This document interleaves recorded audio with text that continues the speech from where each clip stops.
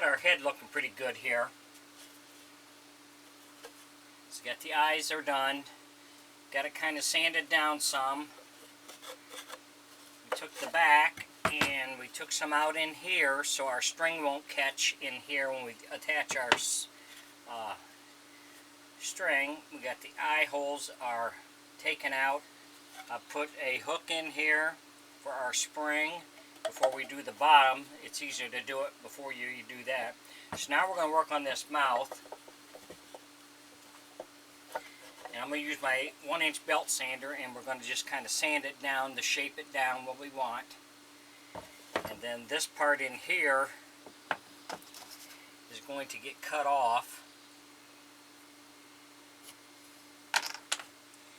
We don't need this piece on here, so we're going to cut this piece off here.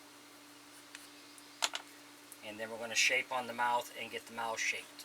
So we're going to start rounding it down, get a general rounding to it, and then we'll be back with the next step. If you enjoy my videos, please like and subscribe to my YouTube page. I'd appreciate it.